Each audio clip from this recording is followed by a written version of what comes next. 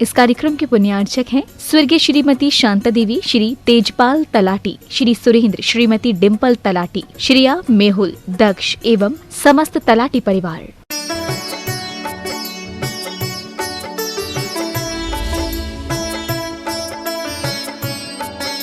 कौन सी है? बोलो, बोल ही लो सब जने। कब मिलने वाला है ऐसा सौभाग्य कि कुंद कुंद के वचन बोलने को मिले। देवी हो ये सोगो अपवि अपम करेरी को हो हम। धम्मादि पहले को हो हम वाली है ना, को हो हम। ठीक है, ये जो है 94 है, को हो हम। फिर कत्ता तस्वो गस्सा होदिसो अतभावस्सा। अब को हम की जगह धम्मादि कर दो बस। फिर 96 नंबर की गाथा में थोड़ा सा संबोधित किया और टीकाकार ने 2 प्रकार के ध्यान का आविष्टन बताया। बोले कुहादी वाला कैसा है? भूताविष्ट की तरह है। अभी आएगा पर्युषण पर्व, उत्तम क्षमा के दिन इसी पर चर्चा होगी। पंडित जी ने खूब उपदेश दिया। क्रोध, मान, माया, लोभ आदि कसायों से आविष्ट व्यक्ति भूताविष्ट की तरह है। लेकिन जहां उनका निमंत्रण था वो लेने नहीं आए। प्रवचन तो 10 बजे पूरा हो गया, 11 बज गए, 12 बज गए। जिनके यहाँ निमंत्रण था वो नहीं आए। 11 बजे तक तो ये सोच रहे थे कि क्षमा धारण करो। सारा 11 बजे गए तो भी सोचने लगे कोई बात नहीं, लेट हो गए होंगे, आ जाएंगे। 12 बज गए तो अब बताइए लोग कैसे हैं कि बेवकूफ़ हैं कि पंडित जी को कुछ नहीं समझते हैं। और अगर और ज़्यादा बज गए तो अब 12 बजे अब कोई आएगा तो उसके भी 12 बजने वाली समझ लो। शांत होंगे कि और भड़केंगे? माने शाम को जो ड्राई फ्रूट्स और दूध पानी की बात है वो भी तुम उस पर भी कैंची चलाई जा रहा है।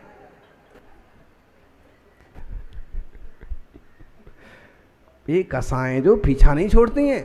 भूताविष्ट की जो बात कही है ना, बहुत बढ़िया उदाहरण है। भूताविष्ट जो व्यक्ति होता है, जब भूत चढ़ जाता है, भूत लग जाता है तो फिर कुछ नहीं गिनता है। गाली देना है, कभी गीत गाना है, कभी उछल कूद करना है, कभी हंसने लग जाएगा, कभी रोने लग जाएगा। और यूं तो एक जनों की बातें भी समझ जाता था, एक जन से भी समझ जाता था। अब 2-4 जने पकड़ें तो भी समझता नहीं है। देख लीजिए, कभी कोई गुस्से में युद्ध लड़ाई कर रहा हो और 2 जने पकड़ के उसको थामे। 2 लोग जब भिड़ते हैं ना तो आजू बाजू जो भीड़ इकट्ठी हो जाती है, उसमें जो दुष्ट टाइप के लोग होते हैं वो दोनों को इधर से इधर पकड़ते हैं, पीछे खींचते हैं और वो आगे भड़कता है। इसका तो मैं मुंह तोड़ दूंगा, इसके तो मैं दांत तोड़ दूंगा, इसके तो मैं हाथ पांव तोड़ दूंगा। वो इधर खींचते हैं लोग और वो आगे भागता है। उसको भी उधर वो खींचते हैं, वो आगे भागता है। ये कैसे लोग हैं? हाँ, भूताविष्ट। आप कभी होते हो भूताविष्ट? कभी आप लोगों को भूत लगता है? हमसे मत कहो कि नहीं लगा। पिछले ही दिन लग गया था, पिछले महीना लगा था कि नहीं, जब एकदम पति पिल पड़े। पति देव को भी भूत लगता है। बाजार से आए और अनुकूल व्यवस्था ना बनी,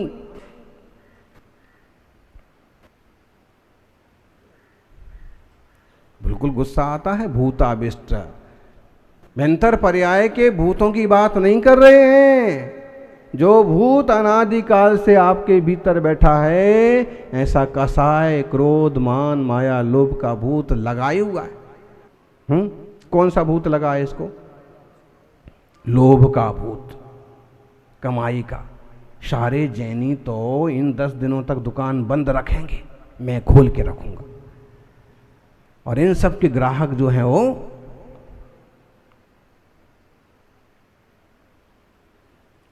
सब तरह से सोचते हैं भूताविष्ट, लोभ रूपी भूत लगा है जिनको, भूताविष्ट है। मान का भी भूत लगता है। मान कोई चीज है क्या? यूं कोई भूत पकड़ के दिखाए कि लो ये भूत रहा, भूत पकड़ में आता नहीं है, लेकिन तंग करता है तो लगता है कि कोई तो है, कोई बाहरी हवा तो है। ये आदमी में इतनी ताकत तो नहीं थी कि दो चार आदमी को घसीट के ले जाए। निश्चित रूप से कोई ना कोई बात तो है, हैं? बोले महाराज जी मेडिकल में सारा चेकअप कराया है, एक्सरे भी कराया है, सीटी स्कैन भी कराया है, बीमारी कोई आती नहीं और ये कभी खुशी दिखाती नहीं। मशीन में कोई बीमारी नहीं आती लेकिन कभी खुश होती नहीं है। इसको हमेशा कोई ना कोई बीमारी, आज सिर दुख रहा है, आज पैर दुख रहा है, आज पेट दुख रहा है, चक्कर आ रहे हैं। चक्कर ऐसी चीज है कि वो आ रहे हैं कि नहीं आ रहे हैं, इसे कोई बड़े से बड़ा डॉक्टर भी नहीं पकड़ सकता।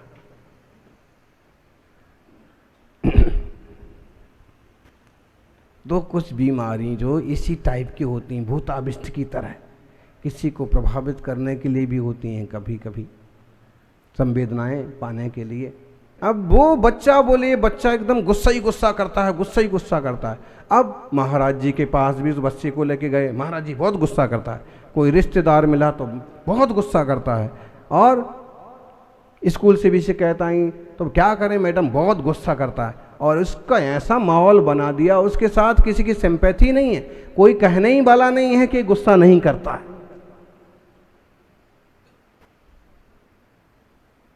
बच्चा तब ज़्यादा और जिद्दी बनता है, कोई व्यक्ति तब ज़्यादा और अकड़ू हो जाता है जब उसको कोई सिंपैथी देने वाला ना मिले। मानसिक बीमारी का मूल कारण क्या है? किसी का साथ में बराबर खड़े नहीं होना, असुरक्षा महसूस करना। अभी एक सज्जन आए एकदम हैंडसम बेटे को लेकर के। हैंडसम मतलब हाथ के जैसा नहीं,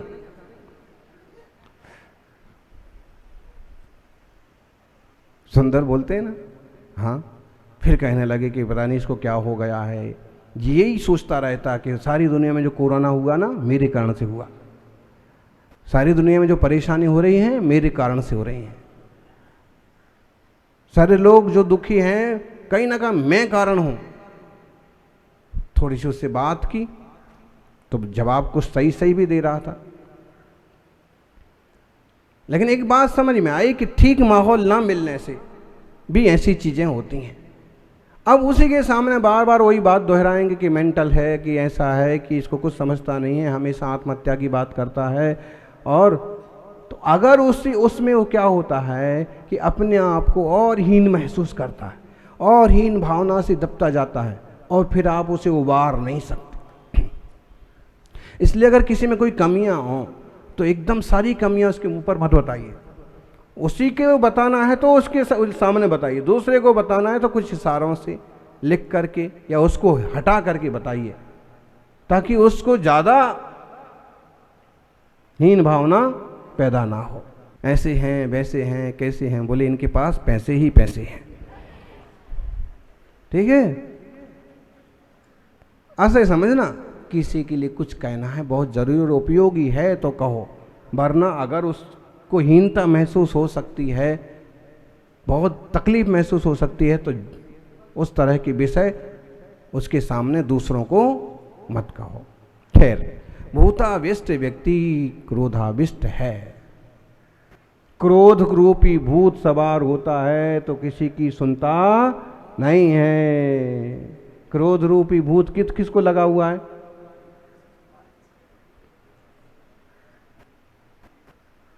सबको लगा हुआ है।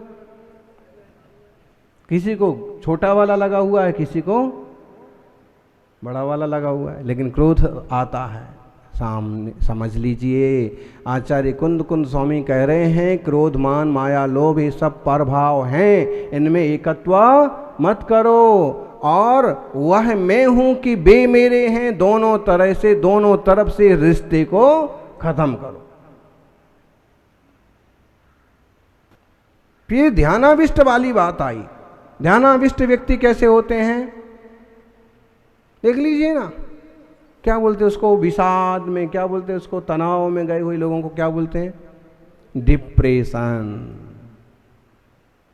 डिप्रेशन वालों को देखिए आप, खूब सुंदर होंगे भले, खूब पढ़े लिखे होंगे, खूब डिग्रियां होंगी, कभी बड़े ऑफिसर भी होंगे, लेकिन उनके चेहरे से समझ जाएंगे आप ये डिप्रेशन में, एकदम ना कोई स्पेशल मुस्कान, ना कोई स्पेशल सहजता, अभी तो एक तरह का खोया खोया सा चेहरा।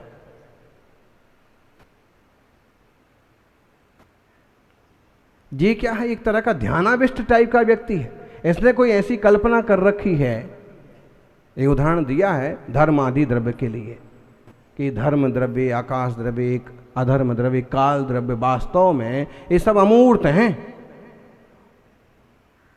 भूताविष्ट का उदाहरण तो समझ लीजिए कि मूर्त के लिए या कदाचित छायोप सम्यक रूप ज्ञान पर्याय के साथ होने वाले क्रोधादि के लिए दिया है। कसाय द्रव्य कर्म और भाव कर्मों को दिया है, लेकिन ये भावाविष्ट, ये ध्यानाविष्ट का रूप है। इसमें ये सब अमूर्त हैं। धर्म द्रव्य कैसा है, अमूर्त है, अधर्म द्रव्य अमूर्त है, लेकिन ये क्या समझता है, इस सारे लोगों को चलाने वाला मैं हूं, घर को चलाने वाला मैं हूं, सारे लोगों को रुकवाने की, ठहरने की व्यवस्था मेरी है, जिम्मेदारी मेरी है, स्पेस देना, सबको जगह देना।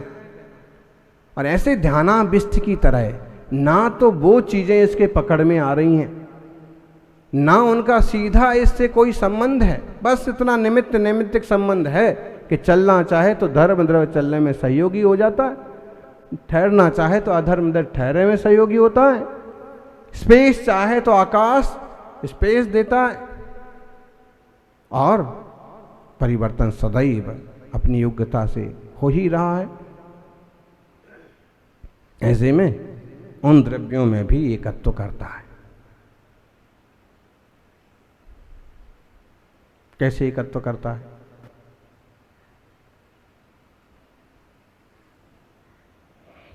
आकाश को अपना मानते हैं कि नहीं मानते हैं लोग, कितने लोग हैं? बल्कि ये तो अजी दुनिया में इसका भी धरती बांटी, अंबर बांटा, बांट दिया भगवान को,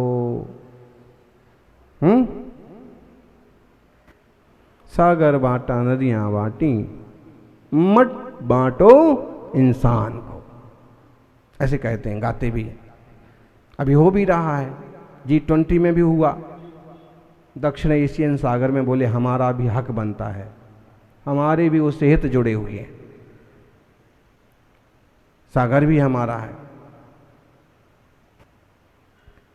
आसमान की भी सीमाएं हैं। बोले पाकिस्तान का हवाई जहाज भारत की सीमाओं में घुस आया, पाकिस्तान का ड्रोन जो है वो कहाँ से सीमाएं बनाई हैं, आकाश में भी सीमाएं बनाई हुई हैं। ये कौन सा सीमा बनाने का कौन सा तरीका है? ये जो तीन सीमा बनाई है ना कि यहाँ तक हमारा हिंदुस्तान की सीमा और ये भारत की सीमा और ये पाकिस्तान या दूसरे देशों की, नेपाल की सीमा, चाइना की सीमा, ये एक तरह से ध्यानाविष्ट ही है। सोच लिया है बस, ना वहाँ कोई पिलर गाड़े हैं, ना वहाँ कोई तारबंदी हुई है, धरती पर तो तारबंदी भी हो जाए, वहां कोई पेड़ पौधे और नदियां भी नहीं है कि यहां तक अमुक की सीमा, यहां तक। ये ध्यानाविष्ट के लिए समझने जैसा उदाहरण है कि जो चीज़ें तुम्हारे आवर में ही नहीं हैं, जो तुम्हारे अंडर में ही नहीं हैं, जिनके लिए तुम कुछ नहीं कर सकते, उनमें भी तुम अपनापन करते हो, उन पर भी तुम अपना कंट्रोल चाहते हो, तुम उनका कर्ता अपने को कहते हो और कभी उनको अपना कर्ता कहते हो। वे स्वतंत्र हैं ज्ञानियों एवं पराणी दब्बाणी। ऐसे जो पर द्रव्यों को अपने कहता है, अपने आप को पर द्रव्य का कहता है, वह मंद बुद्धि है। इतने बड़े शहर में आके रह रहे, राजधानी में रह रहे और अपनी आलीशान जिंदगी जी रहे हैं, मंद बुद्धि तो नहीं कह सकते। महाराज आपने अगर हमको मंद बुद्धि कहा, बस इसके बाद कोई चतुर्मास नहीं करवाएंगे। लेकिन समझना तो पड़ेगा कि मंद बुद्धि क्यों कह रहे हैं। भाई जो तुम्हारा है नहीं, होना नहीं, होता नहीं, उसे तुम ऐसे एकत्र करके बैठे हो। ए दे नदुसो कत्ता आदा निश्चय विदुहि परिकही दो, एवं खलु जो जान दी सो मुंचदी सब कत्तितम। ऐसे यह जीव क्रोध आदि का, धर्म आदि का कर्ता अपने आप को मानता रहता है। ऐसे निश्चय नय के जो ज्ञानी आत्मा है ना, उनने इस प्रकार के जीव को कर्ता कहा है।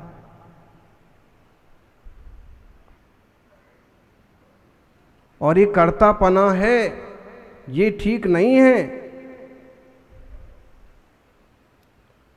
ऐसा जो जान लेता है वो ज्ञानी है, और ऐसा जान करके उसे वो छोड़ देता है वो ज्ञानी है। मतलब यह है कि आप अपनी परिस्थितियों और स्थितियों के अनुसार कर्तव्य तो करें, लेकिन तत्व का निर्णय भी करें कि मैं किसी पर पदार्थ का कर्ता धर्ता नहीं हूं। अरे जब यहाँ भगवान को भी अकर्ता माना है, तो तुम कोई भगवान से बड़ी तो नहीं हो। बोले भगवान भले करता नहीं है, लेकिन मैं तो हूं। बताओ, सबसे पहले तो यही बताओ महाराज जी, चतुर्मास किसने करवाया? कलश स्थापन करता मैं हूं, मंडप उद्घाटन करता मैं हूं, दीप प्रज्वलन करता मैं हूं। तो कहीं ना कहीं मैं करता हूं कि नहीं? विवक्षा समझना, अपेक्षाकृत कहेंगे, व्यवहार से कहेंगे तो चलेगा, निश्चय से वस्तु व्यवस्था को समझेंगे तो चलने वाला नहीं है। इसलिए जो चले वही हम करें, और जो ना चले उसको हम उस ढंग से समझें और सही पथ पर सहज शांत स्वभाव, इससे बहुत बड़ी शांति की उपलब्धि होती। इस तरह से समझने से उठापटक होती रहे तो भी आप में शांति बनी रहेगी। शांति बने, बढ़े, यही मंगल भावना। जय बोलिए शांतिनाथ भगवान की।